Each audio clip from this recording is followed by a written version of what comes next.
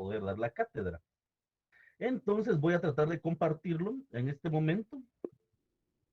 Adelante, compañero Juan Francisco Verdugo Flores. Gracias, licenciado, muy amable. Buenas noches. Fíjese que respecto a la situación del amparo, yo no había querido manifestarme antes porque quería indagar o investigar un poquito más, pero resulta que dentro de las averiguaciones que yo hice, hay un abogado litigante que recurre mucho al amparo por los casos que se presentan, y él me exponía que doctrinariamente el amparo era un recurso, y me mostró el sustento legal que respalda esto. Sin embargo, en la ley nosotros sabemos que el amparo no puede ser tipificado como o enmarcado como recurso, porque los recursos están en las dos instancias, no los conocemos del proceso. Y esto, si lo tipificamos legalmente como un recurso, sería una tercera instancia que no existe. Pero luego escuchamos la conferencia hace unos 15 o 20 días del licenciado que exponía que era un proceso. Entonces a mí me asalta la duda porque para mí los procesos son todos. Desde el momento en que nosotros ejercemos el derecho de acción, inicia un proceso. Y luego pues entendimos que era un proceso extraordinario, y sin embargo el licenciado que dio la conferencia el día sábado, que usted gentilmente nos compartió un link, él exponía que es una acción. Entonces, tratando de ser ecléctico, yo llego a pensar que doctrinariamente es un recurso, pero que legalmente es un proceso extraordinario enmarcado dentro de las acciones. Sin embargo, a mí me gustaría conocer cuál es su percepción en cuanto a esto para ir aumentando, digamos, por decirle algo, el catálogo de percepciones o de conocimientos que tenga cada uno. Claro, considero, bueno, yo me mantengo a lo que hemos expuesto. Primeramente, hablamos al principio de que es una acción porque al final toda persona tiene el derecho de accionar. Y cuando hablamos de acción, es iniciar algo, desde, valga la redundancia, desde el principio, ¿verdad? Ustedes cuando hablamos de un recurso, pues un recurso de alguna manera, el proceso ya está iniciado. Y el recurso lo único que hace es complementar o resolver lo que la persona ha indicado en el recurso. El recurso, como vimos anteriormente, pues busca un objetivo fundamental que es revisar un proceso. Cuando nosotros hablamos del derecho procesal constitucional, en este caso del amparo, no pretende revisar un proceso, sino que verificar si existió violación a los derechos que, en este caso, la persona a quien se le vulneraron alega.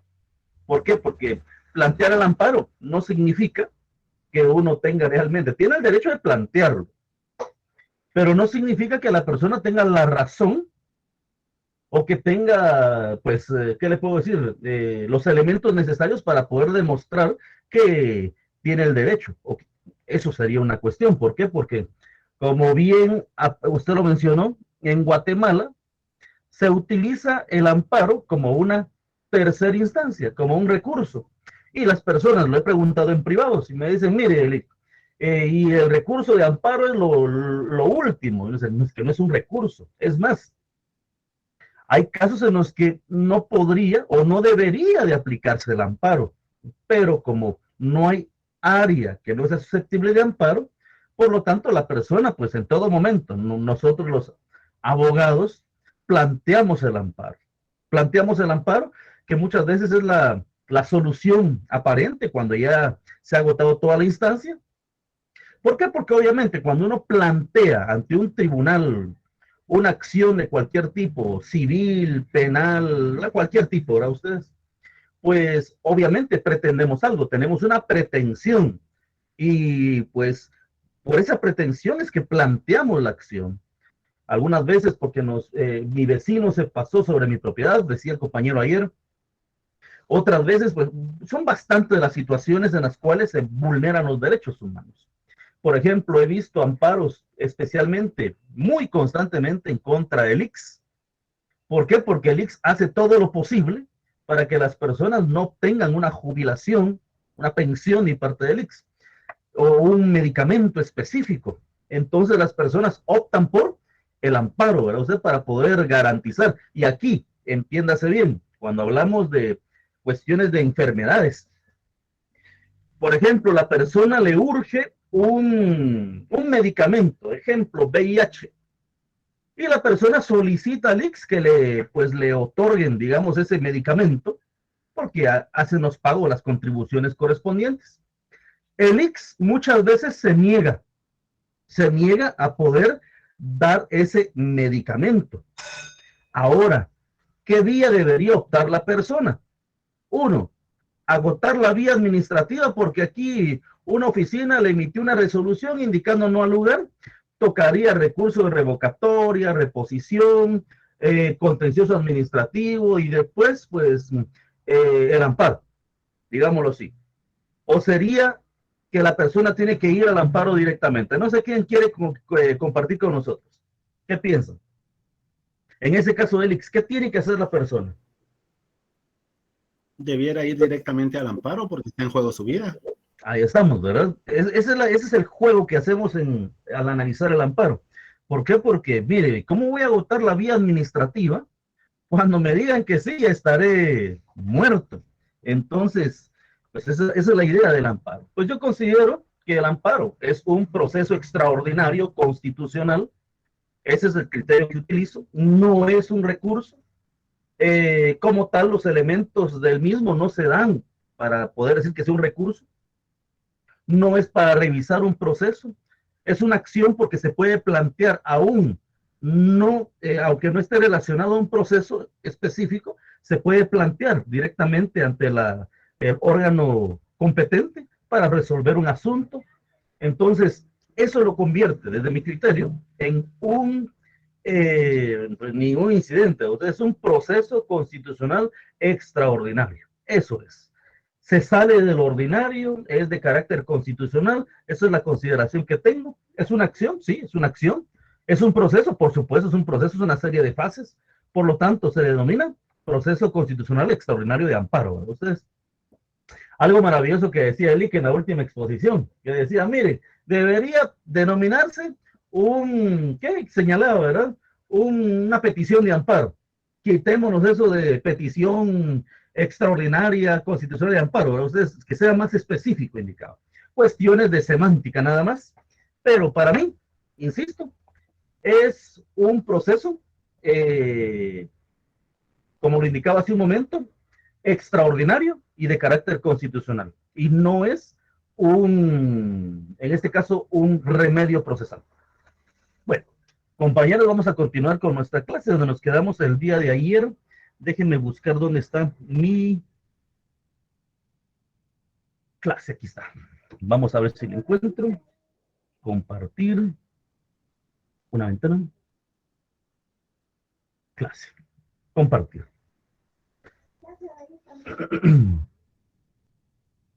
Vamos a ver que ya se comparte. Ahí vamos. Muy bien. Este es el texto que les compartí el día de ayer. Es el texto que les compartí el día de ayer. Pues el que estábamos tratando de ver. Estábamos viendo el planteamiento del amparo. Siempre, por favor, con su ley en mano, ¿verdad? Y para que vaya leyendo también, haciendo anotaciones, subrayando áreas importantes o que considere importantes, porque es necesario tener una ley lo más subrayada posible con lo más importante. Miren, realmente, en derecho, lo importante no es memorizarse. Se debe leer toda la ley, por supuesto que debe leer toda la ley, pero no es que se vaya a memorizar, ¿qué le digo? Artículo por artículo, tiene que tener la idea de dónde está el artículo, en qué consiste el artículo, es lo que tiene que tener la idea. Ya después, usted ya a sus privados, pues se irá preparando cada día más. Por cierto, vayan preparándose. También es necesario que estén informados, no me recuerdo cuándo se deben empezar los cursos de preespecialidad, porque la preespecialidad son, ¿qué? 6 cursos que al final, si no los saca, pues tendrá que sacarlos para poder salir. Hay que tener en cuenta las clínicas, la preespecialidad pues se lleva intersemestre, ¿no? Ustedes en diciembre, en junio, o sea, son intersemestres para que los alumnos puedan avanzar. Estén atentos, no se duerman porque muchas veces si no tienen metas claras, pues lamentablemente no se termina la carrera. Entonces creo que se metieron para poder terminar la carrera. Así que compañeros, pues vamos a continuar. Estábamos hablando ayer del planteamiento del amparo, recapitulando. Uno plantea el escrito inicial de amparo ante el tribunal que corresponde de acuerdo a la competencia. El tribunal indicamos que el mismo día, entonces, el mismo día debe de darle, pues, el trámite correspondiente. Ahí está, el artículo 33 dice, deberá tramitarlos el mismo día en que les fueren presentados, emitiendo una resolución. En esa resolución, que sería la primera que está emitiendo el juzgado, pues el Tribunal Constitucional sería, así se le denomina, pues deberá de pues, dar por aceptado el planteamiento del amparo, hacer una revisión del memorial. Si no cumple con todos los requisitos, indican que no se va a suspender el proceso, pero se le va a solicitar al interponente que pueda, que pueda pues modificar los datos o integrar los datos que hagan falta, o sea, completar el expediente de acuerdo a la ley. Entonces, si el escrito adolece de defectos, le dará trámite ordenando cumplir con los requisitos faltantes, artículo 22. En lo posible, dice, no se suspenderá el proceso. Emitirá la primera resolución. Hablamos de que en esta primera resolución se le va a correr una audiencia por 48 horas a la autoridad. Y aquí hay algo importante que tal vez compartimos con el licenciado Verdugo. ¿Por qué razón? Porque aquí en Guatemala se utilizan unos términos para hablar del sujeto pasivo del amparo. Y dice, autoridad recurrida. Cuando nosotros decimos autoridad recurrida, pues estamos aceptando que el amparo es un recurso. Si hablamos de autoridad impugnada, entonces estamos hablando también de que aceptamos que el amparo es una impugnación. Yo pues siempre se le cruzan esas palabras a uno. Autoridad recurrida, autoridad impugnada, pero como al final difiero de que sea un recurso, no utilizo los términos, utilizo más el término sujeto pasivo. Pero de acuerdo a lo que decía el compañero Verdugo, pues ahí vamos, ¿verdad? De acuerdo a la doctrina, podemos encontrar un asidero legal que puede establecer que es un recurso por los términos que utilizamos. Entonces ya sabemos ahí que se le corren 48 horas de audiencia a la autoridad impugnada, imagínense. Entonces no, al sujeto pasivo, al agresor, para que pueda enviar un informe circunstanciado. El informe circunstanciado es un documento en el cual la autoridad, en este caso el sujeto pasivo, va a informar de cada uno de los aspectos, desde que inició el proceso, por qué inició, qué documentos se han tramitado, o sea, todo lo que corresponde al proceso. También se le llaman antecedentes, ¿no? Los antecedentes o informes circunstanciados. Si tiene los antecedentes es el expediente completo del proceso.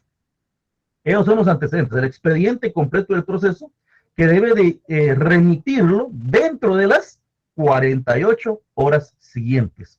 Son plazos fatales, ¿verdad? Una vez finalizado, se finalizó la oportunidad procesal para poder plantearlos. Entonces, estamos hablando de la primera resolución. Señala, el tribunal solicitará al sujeto pasivo antecedentes o informe circunstanciado, quien deberá remitirlo dentro del plazo de 48 horas. ¿Ah? Si la autoridad no remite el informe al tribunal, debe de otorgarse el amparo provisional. Eso es algo importante. Indicamos, una vez planteado el amparo, automáticamente en la primera resolución, el juez, además de conferir la audiencia, debe de pronunciarse de si otorga o no otorga el amparo provisional. Dije claramente que el objetivo fundamental de un abogado que plantea, en este caso el amparista, es que le otorguen el amparo provisional. Ya que se lo otorgan, ya son 10 a la cuenta, ya vamos avanzando. Si no se lo otorgan, pues ya se está complicando la situación. Entonces, ahí está el número 2, ¿verdad? Se pronunciará sobre si otorga o no el amparo provisional. ¿Qué es el amparo provisional? Definición legal, artículo 27. Indicamos que el amparo provisional es la suspensión temporal. Es la suspensión temporal del acto que está causando violación de derechos. Pero vamos al artículo 27. Veamos la definición legal. Un día usted está en su privado y lo primero que tiene que contestar es la definición legal. Ya si el catedrático no está de acuerdo con la definición legal, habría que cambiar la ley, ¿verdad ustedes? Porque es una definición establecida en la ley. Artículo 27. Amparo provisional. ¿Qué dice? Es la suspensión provisional del acto reclamado. O sea, el acto que está causando agravio. Procede tanto de oficio, eso por favor, acuérdense de eso, procede tanto de oficio como a instancia de parte. Indiqué en su momento que usted en su petición de amparo debe de establecer que solicita el amparo provisional. Pero si usted no lo escribe, siempre el juzgado va a verificar si lo otorga o no lo otorga, porque procede a otorgarlo de oficio. En cualquier caso, el tribunal, en la primera resolución que dicte, aunque no hubiera sido pedido, resolverá sobre la suspensión provisional del acto, resolución o procedimiento reclamados, cuando a su juicio las circunstancias lo hagan aconsejable. O sea, él hace un análisis de acuerdo a la sana crítica, razonada, la experiencia, todo lo que corresponde, para poder decir, bueno, vamos a otorgar el amparo provisional. En un caso que me tocó, que les comenté, era un vecino que adeudaba, miren, que adeudaba en el condominio aproximadamente 2 años de servicio de mantenimiento, le dicen, ¿verdad? Obviamente, dentro de ese servicio de mantenimiento, ahí está la cuota por agua potable. Durante 2 años, él no había pagado el agua potable. Es más, él no vive en la casa. Utilizas la casa solamente para Navidad y para Semana Santa. Se le cortó el agua potable en el año 2019. Él planteó el amparo en diciembre de 2020, efectivamente, diciembre de 2020. ¿Por qué lo planteó en diciembre de 2020? Porque obviamente todo no pudo ir para Semana Santa porque obviamente estuvo cerrado, pero llegó y cuando llegó presentó muchas quejas, se opuso y lo que hizo primeramente es plantear un amparo. Pues obviamente me preguntaron, mire, ¿qué hacemos? Pues proceder a responder, ¿verdad?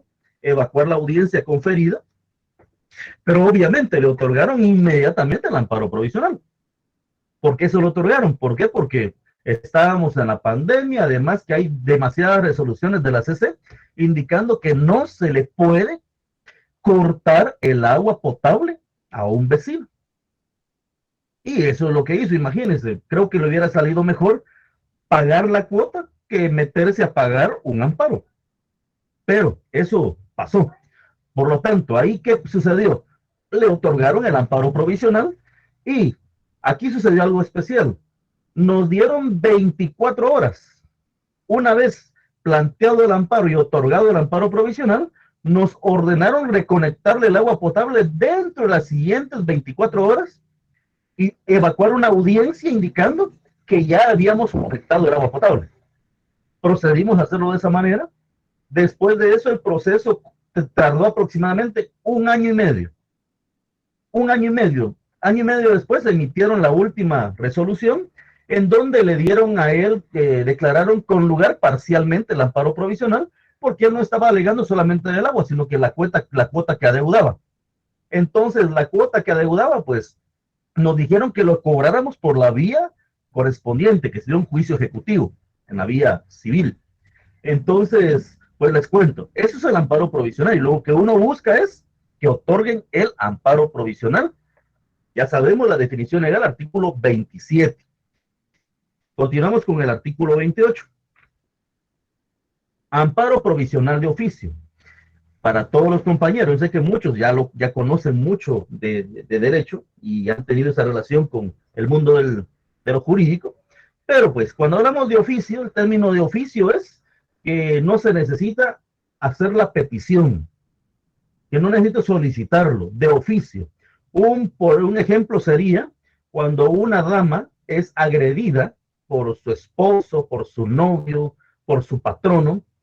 ¿Qué hace ella? Plantea su denuncia ante la Policía Nacional o el Ministerio Público.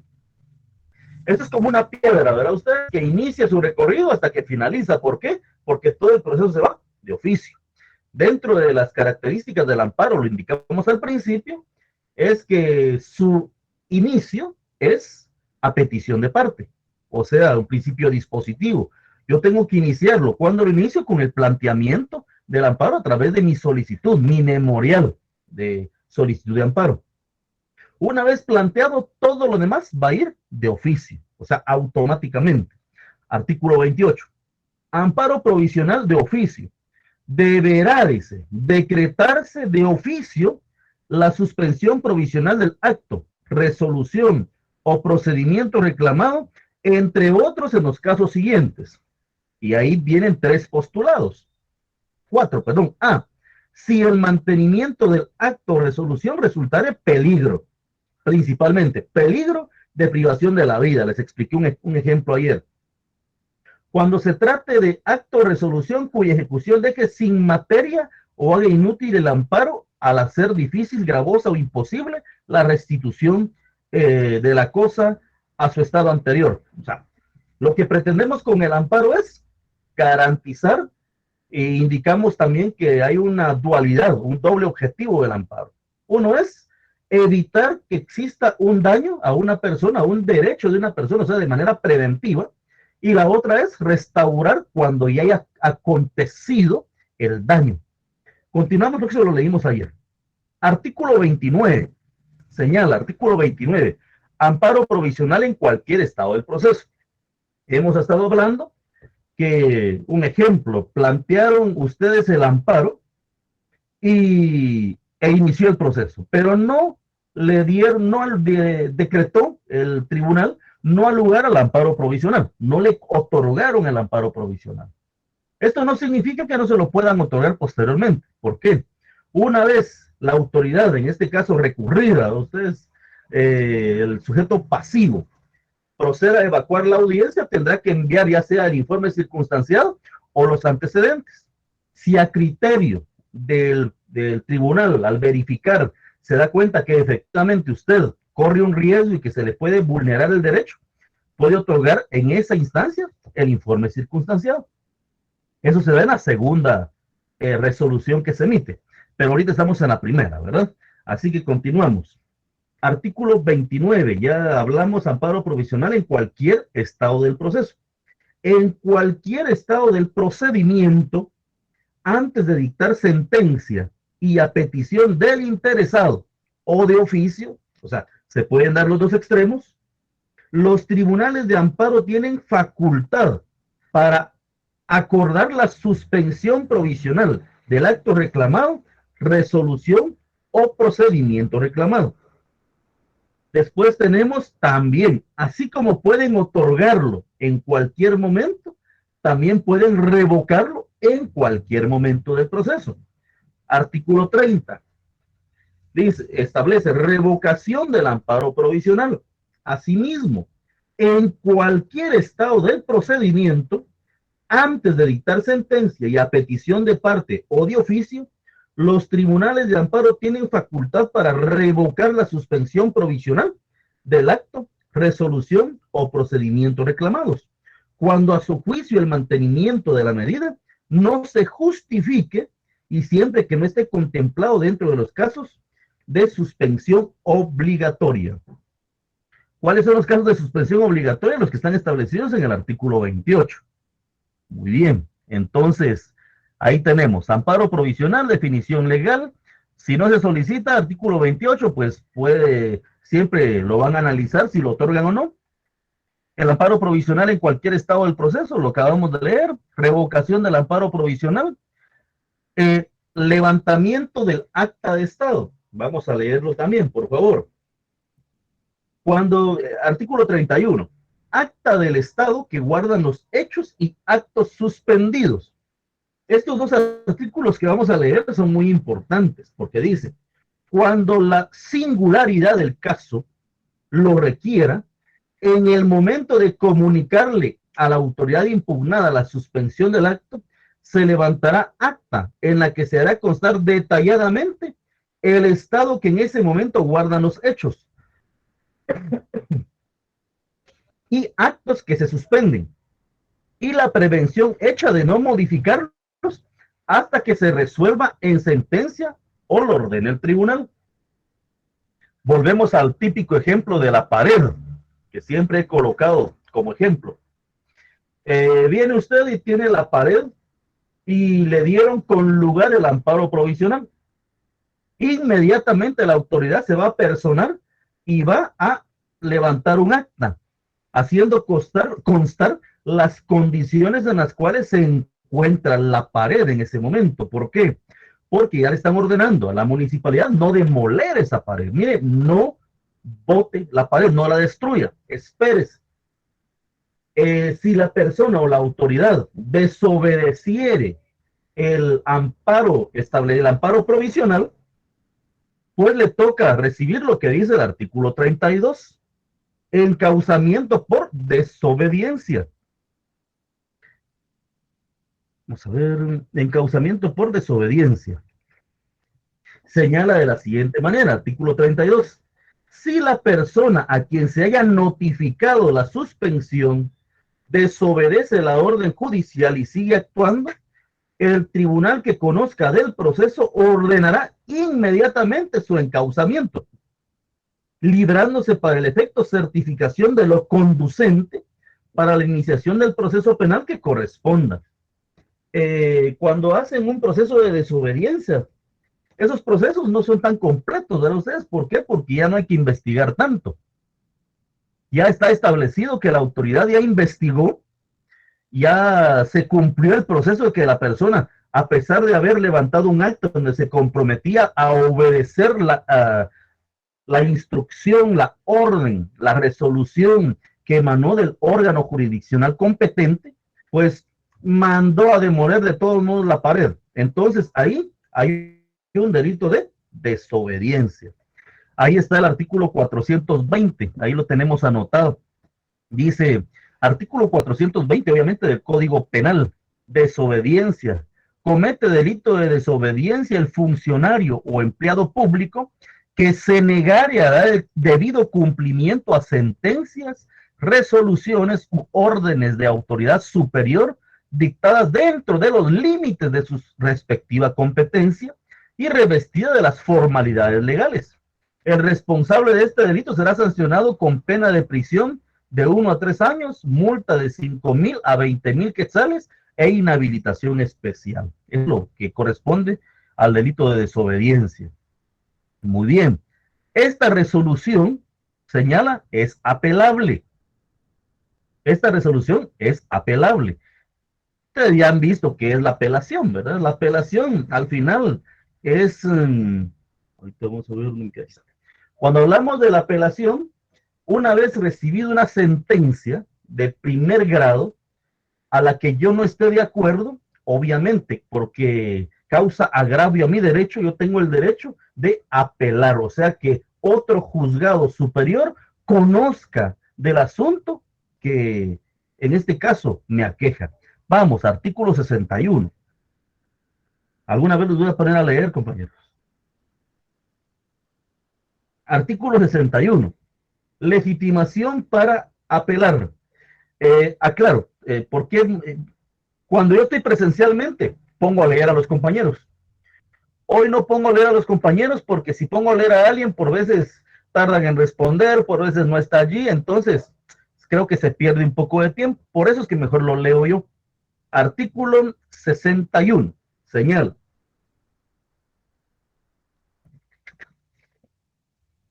Dice, primero, resoluciones contra las que se puede interponer apelación. Esto, hoy les envié un archivo Excel, si se dieron cuenta. El archivo Excel que les envié habla de todas las posibilidades del amparo. Es el mismo proceso, pero en ese proceso se van incorporando incidentes, dicho de una manera, incidentes que hacen que el amparo se vaya aplazando, se vaya haciendo más largo. Admitir. Entonces, eso pasa con el amparo. Vamos, señala, artículo 61. Primero el 60, por favor. Esta fue una pregunta de examen, solamente así, sin artículo. Tribunal de Apelación. La Corte de Constitucionalidad conocerá de todos los recursos de apelación que se interpongan en materia de amparo. No importa si usted planteó su amparo en el juzgado de primera instancia, en la Corte de Apelaciones, en la sala de la Corte de Apelaciones, en la Corte Suprema de Justicia, siempre va a conocer en apelación, siempre, toda la vida, la Corte de Constitucionalidad en materia de amparo. No vayamos a confundir, ¿verdad? Por favor, ya hablamos de derecho penal tiene su sistema, derecho civil tiene su sistema solamente en amparo. En amparo en segunda instancia o en apelación, siempre va a conocer la Corte de Constitucionalidad. Entonces señala el 61. Son apelables las sentencias de amparo, los autos que denieguen, concedan o revoquen el amparo provisional, los autos que resuelvan la liquidación de costas y de daños y perjuicios, y los autos que pongan fin al proceso. Esas son las resoluciones apelables. En el amparo casi todas son apelables, ¿no? Casi todas, porque en todas se resuelve sobre amparo provisional, autos que deniegan, conceden o revocan el amparo provisional, autos que resuelvan la liquidación de costas, usted fue vencido, liquidan costas, si usted no está de acuerdo, apela. O sea, todo eso en apelación va a la Corte de Constitucionalidad. También señala en este segundo párrafo, el recurso de apelación deberá interponerse dentro de las, esto es importante que sea anotado, ¿verdad? Aquí está en la hojita también que dice, el recurso de apelación deberá interponerse dentro de las 48 horas siguientes a la última notificación. En pocas palabras, pero rapidísimo. Usted tiene que plantear aquí sí, el recurso correspondiente, porque es una apelación dentro del proceso. El recurso de apelación deberá interponerse dentro de las 48 horas a la última notificación. Aquí tenemos, ¿verdad ustedes? Plazo 48 horas al sujeto pasivo para que remita. Bueno, aquí tenemos, esto es estamos hablando todavía de los antecedentes. Aquí estaba hablando yo de la apelación. Bueno, eso salió solamente por este numeral, para indicar que esto es apelable. Bueno, tenemos nosotros ahora la primera resolución, ya sabemos que lleva la primera resolución, otorga un plazo de 48 horas al sujeto pasivo para que remita los antecedentes o informes circunstanciados. Dice, el adjetivo circunstanciado, en sus dos acepciones, significa que determina todas las circunstancias. Ustedes lo leerán, pero ahí está la explicación que es circunstanciado. Segunda resolución. Una vez finalizado el plazo de las 48 horas que se le otorgó a la autoridad impugnada, pues es emitida la segunda resolución. Señala, evacuada o no la audiencia, una vez cumplido el plazo, el tribunal procederá de la forma siguiente. 1. Si el sujeto pasivo no evacúa la audiencia, ¿qué significa? Que no envió el expediente, los antecedentes ni informe circunstanciado, o que al evacuarla, o sea, sí llevó el expediente, el informe circunstanciado, lo hace de tal manera que se aprecia violación de derechos. El juez ve y dice, caray, pues aquí sí hay violación de derechos, entonces señala, bueno, continúa el amparo provisional otorgado. 1. Si en la primera resolución, cuando le dieron trámite a su amparo, le otorgaron el amparo provisional, pues en este caso sí continuará. Si se da el caso que cuando usted planteó su amparo, emitieron la resolución y no le otorgaron el amparo provisional, y cuando llega, evacúa la audiencia, la autoridad, en este caso el sujeto pasivo, pues si no le evacúa, le otorgarán el amparo provisional obligatoriamente, porque dice deberá de otorgarse el amparo provisional. Si dice, inciso B, si no se hubiese otorgado, se otorgará el amparo provisional, artículo 33 Inciso segundo o segundo párrafo. Vamos al 33, segundo párrafo. Dice claramente, si dentro del indicado término no se hubiesen enviado los antecedentes, o el informe, el tribunal que conozca del caso, entiéndase bien, ahí dice, deberá. No dice que está facultado, no, dice deberá. Es una orden, es una instrucción. Deberá obligatoriamente decretar la suspensión provisional del acto, resolución o procedimiento reclamado. Entonces, eso es lo que corresponde. Claro, también puede ser que cuando recibieron el memorial, le otorgaron el amparo provisional.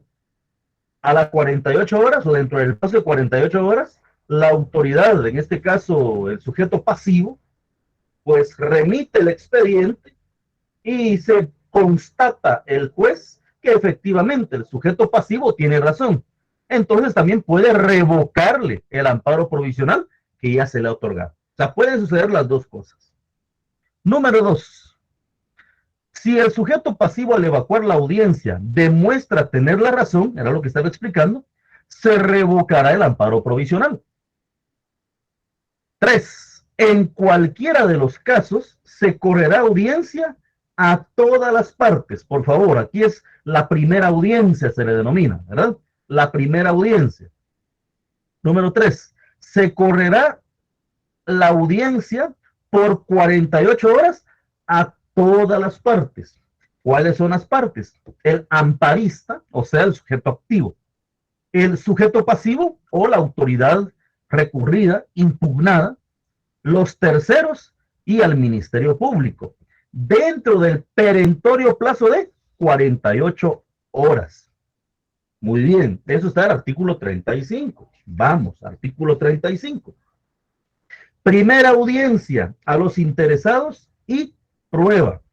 Dice, recibidos los antecedentes o el informe, el tribunal deberá confirmar o revocar la suspensión provisional, o sea, el amparo provisional decretada en el auto inicial del procedimiento. De estos antecedentes o del informe, dará vista al solicitante, al Ministerio Público, institución que actuará mediante la sección que corresponda según la materia de que se trate. A las personas comprendidas en el artículo anterior, los terceros, y a los que a su juicio también tengan interés en la subsistencia o suspensión del acto, resolución o procedimiento, quienes podrán alegar dentro del término común de 48 horas. Todos tienen 48 horas para poder alegar. Entonces, usted tiene sus 48 horas. Por favor, cuando hablamos de audiencia, muchas veces confundimos. Pensamos que me dieron una audiencia o me corrieron audiencia por 48 horas. Algunas personas pensamos que audiencia es que yo debo de estar presente en una actividad presencial. No, audiencia es que yo dentro de las 48 horas siguientes tengo la oportunidad de redactar mi memorial, un documento como notario, como abogado, y establecer los argumentos. Por ejemplo, la autoridad plantea sus antecedentes y yo, el amparista, voy a atacar. Tengo la audiencia para poder atacar esa documentación. Tengo el derecho de poder oponerme a lo que, por ejemplo, me habían otorgado el amparo provisional y en esa resolución lo revocaron. Yo voy a decir, mire, honorable señor juez, considero que de acuerdo a lo planteado ante usted, no corresponde suprimir, eliminar, revocar el amparo provisional otorgado porque pone en riesgo, empieza a exponer. El sujeto pasivo, obviamente, va a también evacuar la audiencia, puede evacuarla, puede no evacuarla, pero la van a evacuar indicando, como lo hicimos ver en los antecedentes vertidos o llevados o aportados al caso, se puede demostrar que nosotros tenemos el derecho, y empiezan, cada una de las partes va a leer sus derechos. ¿Qué están tratando de hacer? En pocas palabras, están tratando de convencerse al juez de que yo tengo la razón y que me acude el derecho de hacerlo. Eso es lo que están haciendo. Y por eso tienen 48 horas. 48 horas exactas, ¿verdad usted? Ni un minuto más, ni un minuto menos. O sea, exactamente. Claro, por favor, no vayamos a confundir. Mire, entonces a las 48 horas en punto yo estoy entregando mi memorial. No. Usted tiene 48 horas para hacerlo llegar. Si usted ya lo tiene listo, por ejemplo, una vez pasadas 2 horas, lo plantea. 3 horas lo plantea. 4, 5, 6, 7, 10, 15, 20 horas, lo plantea. Y ahí está dentro del tiempo. Pero si usted llega una vez cumplida las 48 horas y 5 minutos y lo plantea, automáticamente es extemporáneo. Está fuera del plazo otorgado. Estamos ahorita en la segunda resolución en donde le corren la primera audiencia, por favor, la primera audiencia. Vamos a ver. ¿Alguien levantó la mano? Juan Francisco Verdugo Flores, adelante. Gracias, Lick. Fíjese que tengo una preguntita, me surgió una duda porque leyendo el párrafo tercero del artículo 35 de la Ley de Exhibición Personal, fíjese que ahí establece que la prueba podrá ser relevada. Sin embargo, si esa petición de parte tendrá que ser tratada, ¿verdad? Sí. O tramitada. Fíjese que yo tengo la experiencia que sucedió hace unos pocos días de un juzgado, pero esto no fue en apelación, sino que fue precisamente en una audiencia que fijaron para la presentación u ofrecimiento de pruebas. Y fíjese que hubo prueba que se le presentó al juez y sin embargo el juez no la tomó en cuenta. Por lo tanto, no había valoración de la prueba en el expediente, debido a que a pesar de que se le puso a la vista, la juez decidió ignorarla. Aquí en este caso, ¿qué se puede hacer, Lick? Mire, como decidió ignorarla, al final va a haber una resolución del juez, una sentencia. Se tiene que apelar la sentencia y si no hay, o ya está en apelación, obviamente aplica el amparo. Sí, aquí. ¿Por qué? Porque obviamente no me están permitiendo defender, me están quitando las pruebas que obviamente de acuerdo a mi criterio me van a servir para poder demostrar lo que yo estoy planteando, mi planteamiento. Y si el juez pues no quiere aceptarlo, obviamente está vulnerando mi derecho. Así es. Fíjese que precisamente ahorita se me ocurría a mí la situación esta del amparo, porque se había pensado en una recusación, pero yo creo que pega más el amparo porque son jueces los que están vulnerando prácticamente el derecho de la defensa. Efectivamente, mire ahí el derecho de defensa, el debido proceso, hay varias cuestiones que se pueden atacar. ¿Por qué? Porque pues usted tiene todo el derecho de poder aportar los medios de prueba que considere necesarios. Y ahí hay un actuar arbitrario de parte del juzgador al no tomar en cuenta ciertos medios de prueba que estoy seguro, muchas veces uno los aportó porque sabe que esos son indispensables para demostrar mi punto de vista. Entonces ahí hay una violación a un derecho, el derecho de defensa, ustedes.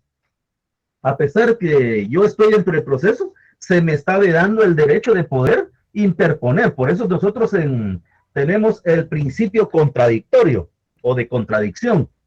¿Qué significa? Pues nosotros aportamos los medios de prueba con citación de la parte contraria, siempre. ¿Qué significa eso? Que yo aporto un medio de prueba y la parte contraria va a estar enterada de que estoy aportándolo para que pueda atacarlo. Pero si el juez no entra a conocer del asunto, obviamente faltan elementos de convicción para que él pueda darme la razón al finalizar la sentencia. En este caso sí podría plantearse el amparo. Ok, gracias, Lick. Sí, porque incluso a mí se me había ocurrido la situación de prevaricato y algunas otras situaciones, pero de acuerdo a lo que leí ahí, creo que sí pega, y de acuerdo al artículo 14, que tiene que ver con los juzgados de primera instancia. Efectivamente, sí hay que analizar la situación del amparo y que también se puede plantear aún. ¿Por qué? Porque todo depende, ¿verdad ustedes? Depende si uno se quiere enterar de todo el procedimiento de la otra parte porque aún en sentencia se podría aplicar el amparo. Y atacando ese momento, ¿verdad? Porque no se le permitió poder aportar los medios de prueba correspondientes, lo que puede ser demostrado en el memorial que plantearon ustedes, donde están todos enumerados todos los medios de prueba, también en el momento del ofrecimiento, diligenciamiento y valoración de la prueba, porque ahí toda esa fase es importante. Entonces, sí, hay que hacerlo. Sí, gracias. Es que lo que pasa es que, digamos, en este caso, los indicados tenían las pruebas suficientes como para solicitar una falta de mérito. Ajá. Y fueron ligados a proceso al final porque se ignoraron las pruebas. Y como le decía al principio, pues no hubo valoración de la misma por el mismo hecho. Claro, sí hay que tener cuidado en el momento del ofrecimiento. ¿Por qué? Porque curiosamente, cuando hacen el ofrecimiento de la prueba en derecho penal, mire, es curioso, es una hojita tan simple la que se otorga. Ustedes solamente se escriben en un listadito. Pero si va mal el listadito, el juez viene y los desecha por haber incumplido con ciertas cuestiones dentro del proceso.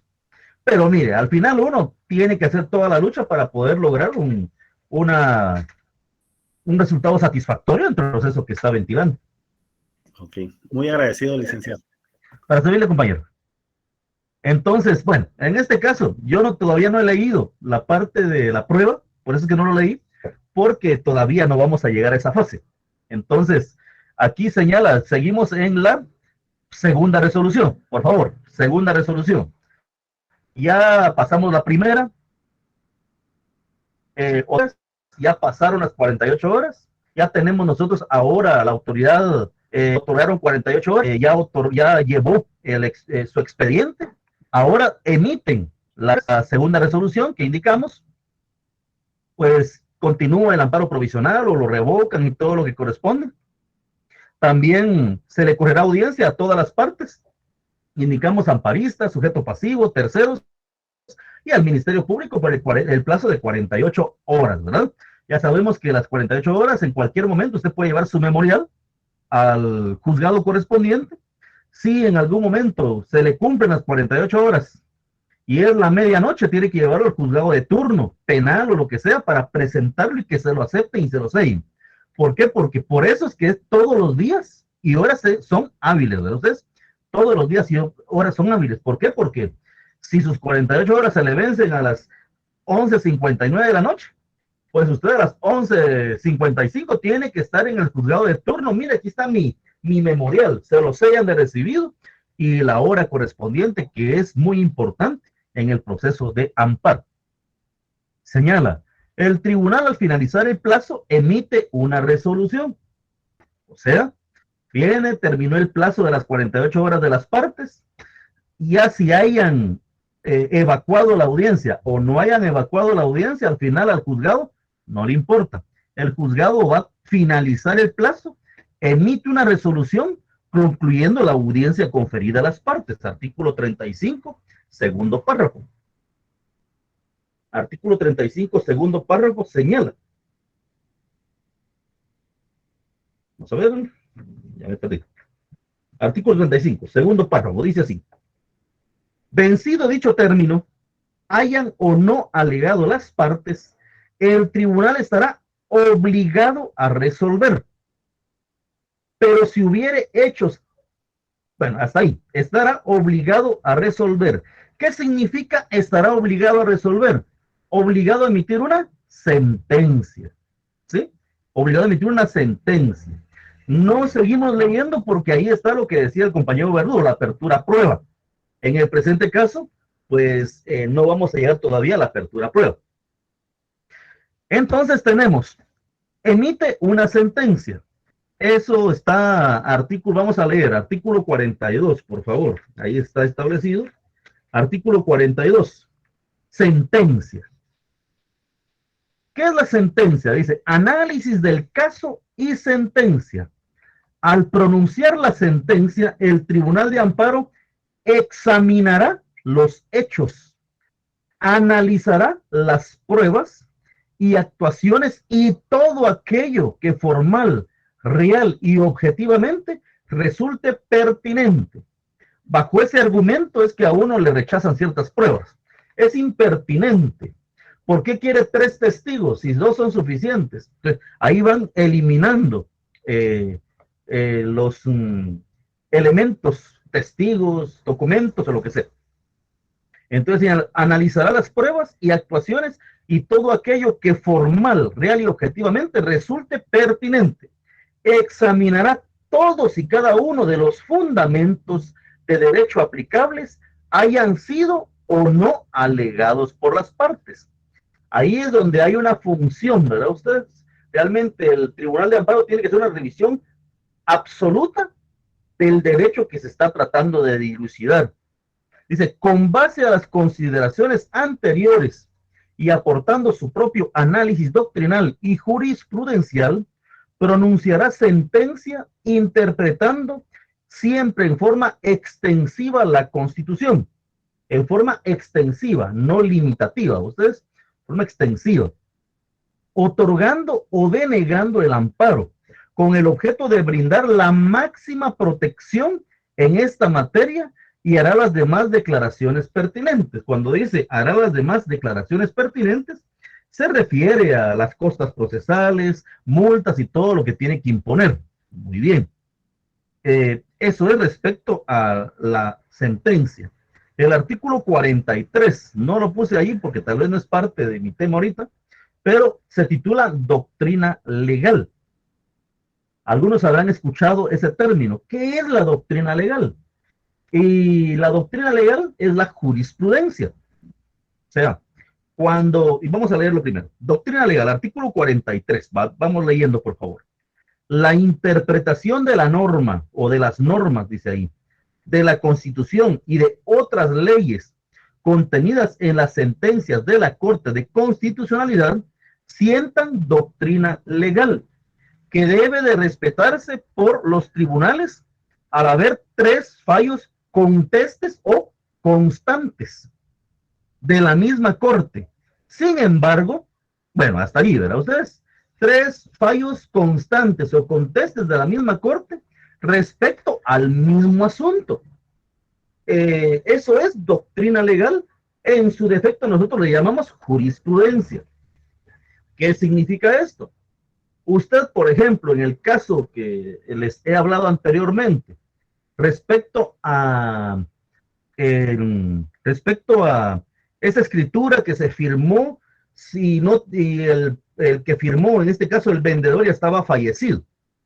Pues obviamente, ¿qué tenemos que hacer primeramente? Hacer una investigación dentro de la Corte de Constitucionalidad para verificar si existe doctrina legal. Doctrina legal para poder hacer cumplir con ese objetivo.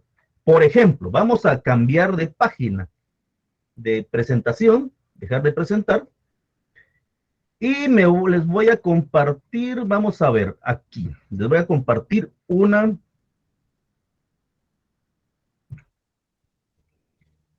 pestaña de mi navegador. Vamos a ver, compartir una pestaña.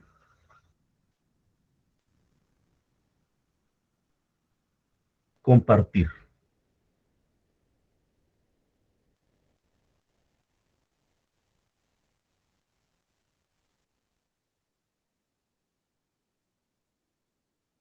Vamos a ver, aquí tenemos nosotros una página de internet, obviamente, no tiene nada que ver con nuestra materia. Y vamos a colocar en el buscador del lado de arriba www.cc.gov.gt.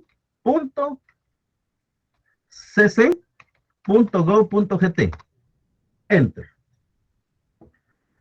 Nosotros estamos ingresando a la página de la Corte de Constitucionalidad. Esto les puede servir para muchas cosas porque la CC pues tiene pues mucha doctrina legal. Entonces aquí estamos dentro de la página y ustedes pues se podrán dar cuenta que donde está el logo del centro, el escudito, a la par dice jurisprudencia. Donde dice jurisprudencia dice consulta y gaceta. Gacetas son como pequeños libros, revistas que ellos indican de los diferentes casos que se resuelven.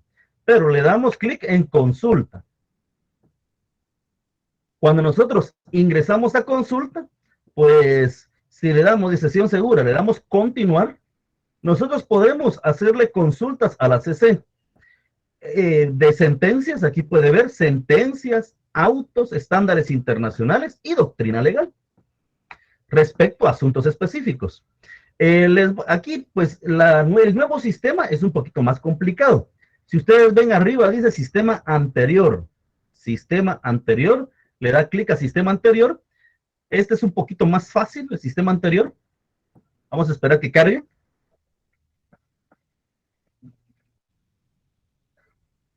Bueno, aquí estamos en el sistema anterior.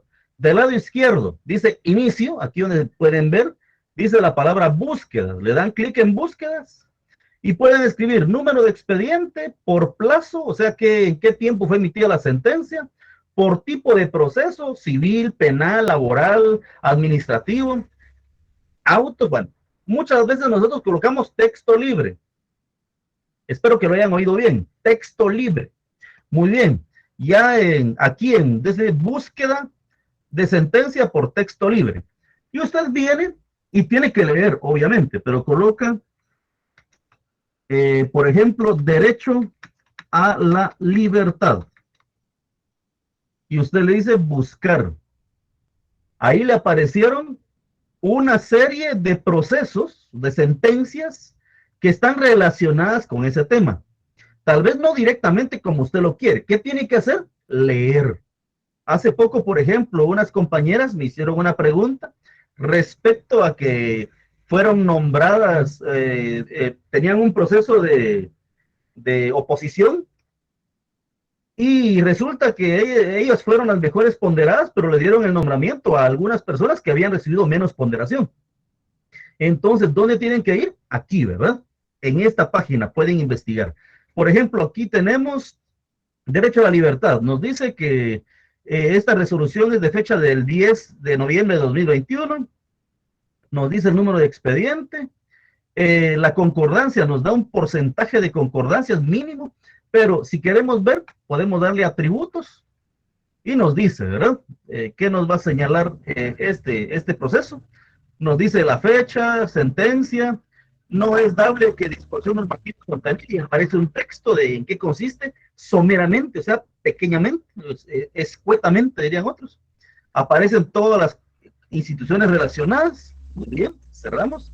Si le damos visualizar la sentencia, en visualizar la sentencia, vamos a encontrar todo lo que escribió la CC dentro de ese proceso. Encontramos aquí Corte de Constitucionalidad, todos los datos. Nos dice claramente, ¿verdad? En apelación y con sus antecedentes se examina el auto de 3 de mayo y ahí aparece. ¿Qué dice? Caso concreto que se plantea. Y el expediente tal es un caso de penal, si se puede dar cuenta.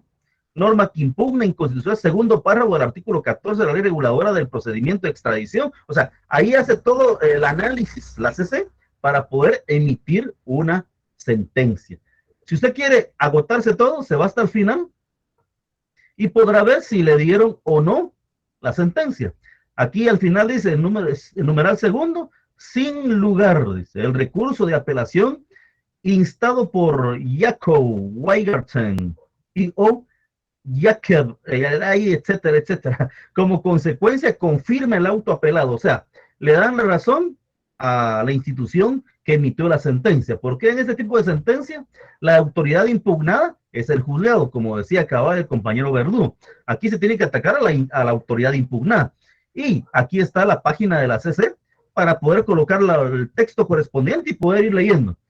Que van a encontrar desde el principio lo que buscan. No, tienen que seguir visualizando más expedientes, leyendo específicamente el planteamiento de la apelación, por qué lo plantearon, y usted podrá ver ahí, ¿verdad? Por ejemplo, el amparo, la interposición, los derechos que alegan, alegatos el día de la vista, o sea, puede ver todo lo que es la sentencia correspondiente. Lo hice así porque yo sé que muchos compañeros, pues, les puede servir en el devenir del derecho. Otra cuestión, y esto es solamente para poder, fuera de mi clase. Por ejemplo, muchas veces ustedes buscan temas, ¿verdad? Buscan temas de desarrollo de sus clases, buscan temas de trabajos que le dejamos los catedráticos. Entonces, una de las recomendaciones que se da siempre, que yo doy, Obviamente todo lo googleamos, ¿verdad? Ustedes todo lo googleamos. Pero cuando usted busca, coloca, por ejemplo, el derecho al trabajo. Algo importante que siempre, tesis USAC, por ejemplo, enter. Y automáticamente le aparecen tesis, o sea, trabajos ya realizados dentro de la Universidad de San Carlos que hablan de esa temática. Y están bien establecidos, están establecidos con todo el esquema correspondiente, bien desarrollados los temas, y ahí están las tesis, ¿verdad? Ustedes ya les pueden servir a usted para poder desarrollar un tema. Entonces, y le aparecen, y puede colocar tesis USAC, tesis Mariano Galvez, tesis doctorales, o sea, y va a encontrar mucha información. Esto es ajeno a mi clase. Así que quería explicarles cómo poder ver las sentencias dentro de la Corte de Constitucionalidad. Vamos a dejar de compartir una ventana. Compartir. Perdonen que me salga un poquito por veces de la temática, pero algunas veces es necesario, considero yo. Bueno, seguimos hablando de la sentencia. Eso era doctrina legal, por favor. O sea, cuando hablamos de doctrina legal, es cuando la CC emite 3 veces una resolución,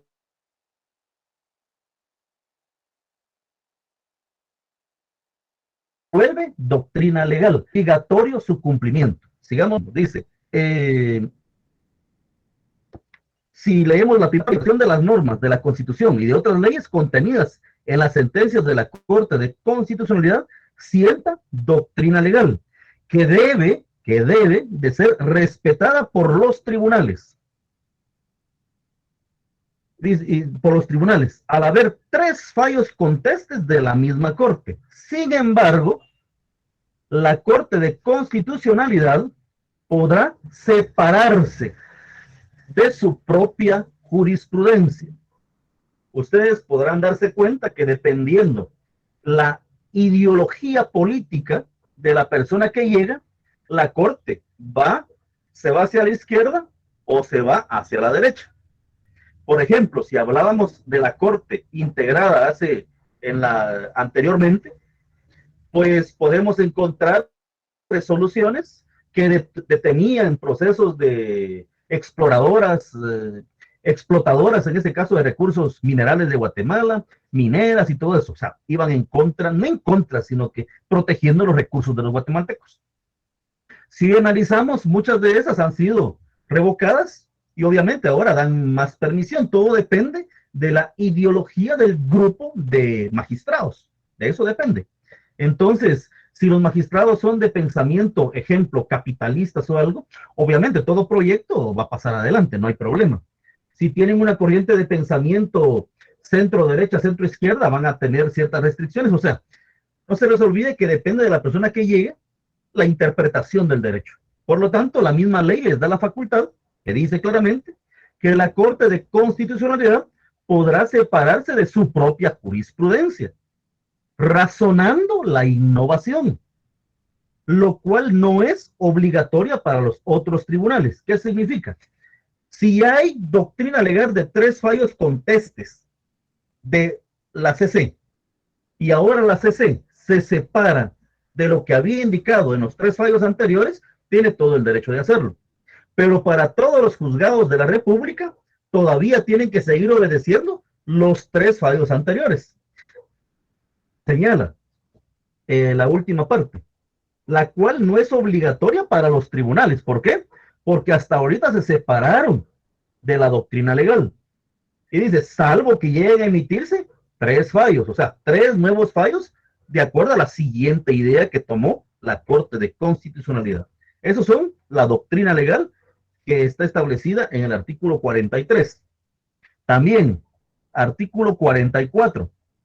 El juzgado o el tribunal de amparo debe también en la misma sentencia, el tribunal también decidirá sobre las costas y sobre la imposición de multas o sanciones que resultaren de la tramitación del amparo.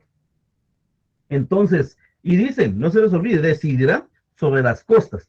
Eso se concluye o se integra con el artículo 45, condena en costas. La condena en costas será obligatoria cuando se declare procedente el amparo. Podrá exonerar al responsable cuando la interposición del amparo se base en jurisprudencia previamente sentada. Cuando el derecho aplicable sea de dudosa interpretación y en los casos en que el juicio del tribunal se haya actuado con evidente buena fe. Quedémonos con el término buena fe. Ahí dice, condena en costas. Usted puede, por ejemplo, le indicaba el amparo que nos plantearon y que respondimos. Al finalizar indicaron, no se condenen cosas a la autoridad impugnada, recurrida o sujeto pasivo. ¿Por qué? Porque actuaron con evidente buena fe. Pero si usted obviamente no actúa de buena fe, le van a imponer una sanción. Tenemos las multas. Dice, cuando el tribunal estime, razonándolo debidamente, que el amparo interpuesto es frívolo o notoriamente improcedente, además de condenar en las costas. ¿Qué son las costas procesales? Las costas procesales es el dinero que la otra parte tuvo que invertir en abogado, en papelería, en transporte, solamente por alegar su derecho. Obviamente. Entonces, yo tuve que invertir para poder exigir el cumplimiento de un derecho. Entonces me tienen que reintegrar ese dinero. Y las multas, pues se dan cuando la persona actúa, por ejemplo, solamente por implanteó el amparo para ganar tiempo, ¿verdad ustedes? O sea, ahí es frívolo o notoriamente improcedente. Desde el principio se vio que era improcedente, solamente para ganar tiempo. Le van a imponer una multa. ¿Y cuál es la multa? Dice, con multa de 50 a 1000 quetzales, según la gravedad del caso, al abogado que lo patrocine. Si usted creía que las multas eran grandes, no son grandes. Pero si va a preguntar a la CC cuántos deben, esa deuda es enorme porque los colegas no pagan esas multas. Entonces, 2044, tenemos artículo 46. Artículo 47, obligación de imponer multas y sanciones. Entiéndase, obligación. Los tribunales de amparo tienen la obligación de imponer las multas y sanciones establecidas en la presente ley e incurrirán en responsabilidad si no lo hicieren. La pregunta sería, mire, ¿y si el juzgado está obligado a interponer multas, sí o no? Obviamente, sí. Si no lo hace, incurre en responsabilidad. Ahí lo dice. Las partes tienen el derecho, el Ministerio Público y el Procurador de Derechos Humanos, la obligación de exigir la imposición de sanciones que procedan contra los responsables. Las multas en ningún caso podrán convertirse en prisión. O sea, son multas, entonces son multas. Muy bien. Artículo 48. Improcedencia de las sanciones y multas. Las sanciones y multas que establece esta ley no son aplicables al Ministerio Público ni al Procurador de Derechos Humanos cuando sean los interponentes del amparo. O sea, ellos están exceptuados de que se les imponga sanciones, porque ese es su trabajo. Ustedes están imponiendo, planteando amparos para garantizar el imperio de la Constitución Política de la República de Guatemala. Hasta bonito se oye, ¿verdad? Porque así es. Muy bien, ahora ahí llegamos con lo que es el procedimiento del amparo, la primera parte. Ya estamos a punto de terminar, compañeros. Solamente quiero compartirles otra imagen. Vamos a dejar de compartir esta. Vamos a compartir una ventana. Esta. Compartir. Muy bien. Esto es el archivo Excel. Pero no ha cargado todavía. Ahí estamos. Este es el archivo Excel que yo les remití el día de hoy. En este archivo Excel que ustedes tienen a la vista, vamos a aumentarlo un poquito de tamaño. Muy bien. Pueden ustedes ver. Estamos agotando la primera parte. el cuadro, el renglón pintado de color celeste, ¿verdad ustedes? Trámite del amparo sin apertura a prueba. Ahorita no aperturamos a prueba. ¿Qué vimos? Planteamiento, la primera casilla. En el planteamiento, usted se persona al juzgado, señala, el mismo día emiten una primera resolución.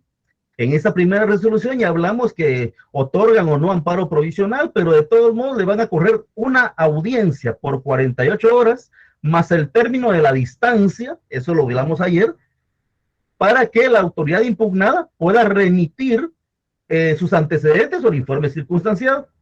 Una vez se reciben los antecedentes o el informe circunstanciado, o aunque no se reciba, se emite una resolución donde se revoca o se confirma el amparo provisional.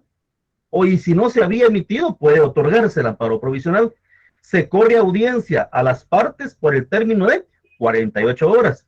Cuando hablamos de las partes, hablamos del Ministerio Público, terceros, hablamos también de, pues en este caso, al amparista. Bueno, tiene 48 horas para poder responder o para poder evacuar esa audiencia. Después tenemos la primera audiencia. Concluido el plazo, evacuada o no la audiencia por las partes, el juzgado resolverá. El juzgado tiene 3 días para emitir una sentencia. 3 días para emitir una sentencia. Esta es la figura fundamental inicial del planteamiento del amparo. Ya mañana, si se da cuenta, por favor, tenemos, no mañana, el lunes. La siguiente fase es trámite del amparo sin apertura a prueba, pero con vista pública. ¿Qué es la vista pública? La vista pública es una fase del proceso que se solicita para que las partes en una audiencia de viva voz puedan alegar sus derechos, hacer sus alegatos ante directamente el tribunal que conozca el asunto. Esa es la vista pública. Ya la veremos en la próxima clase. Aquí solamente estoy haciendo dando una idea de eso. Pero si se dan cuenta, en esto donde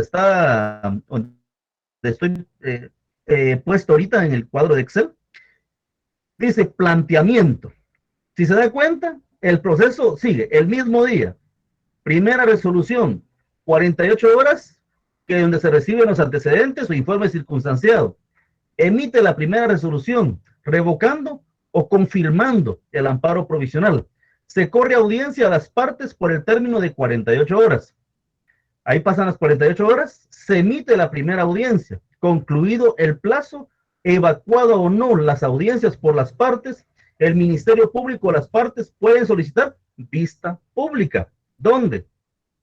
Cuando evacúan la audiencia, pueden solicitar que se conozca o que se pueda crear una vista pública, y esa vista pública se va a crear dentro del tercero día. Dice. Dentro del tercero día significa, primer día no, segundo día no, tercer día sí. Si no se celebra ese tercero día, volvemos, primer día no, segundo día no, tercer día sí. Así tiene que obedecerse dentro del tercero día. No tiene el plazo del 1 al día 3, ¿verdad? Que el 1 al 2, no, dentro del tercero día. Y ahí nos damos cuenta que está la vista pública. Y después, aquí arriba, ¿qué es lo que ampliamos? La vista pública. Porque arriba solo habían 3 días de la primera audiencia, 3 días y sentencia. ¿Se dan cuenta? La primera. Ahora, en este proceso que estamos viendo ahorita, sería dentro del tercero día se lleva la vista pública. En la vista pública hablan todo lo que corresponde, es eminentemente oral. Una vez concluida la vista pública, pasan 3 días y emiten sentencia. Si nos damos cuenta, en la siguiente, tenemos primera audiencia, 8 horas, cumplido el periodo, se declara una segunda audiencia, pero aquí tenemos, señala, primera audiencia, concluido el plazo o evacuado o no, si alguien propuso medios de prueba, se va a abrir a prueba por 8 días, ¿verdad ustedes? Concluido el periodo de prueba, se emite una resolución y se corre la audiencia otra vez a todas las partes por 48 horas. Esta es la famosa segunda audiencia. Pero miren cómo, espero que no se les complique, por eso es que les envié este material. ¿Por qué? Porque la primera parte es la que hemos agotado hasta este momento. Considero que ya el próximo lunes agotaremos casi todo lo del amparo respecto al proceso. Entonces, eso es en lo que respecta al amparo. Todavía tenemos contenido allí, pero vamos a quedarnos con ese contenido. Les voy a subir otra vez, por favor, la asistencia en lo que concluye el plazo. No les diciendo que termina la clase. Vamos a ver. Control C. Control E. Por favor, llenen nuevamente la asistencia en lo que yo pongo otra vez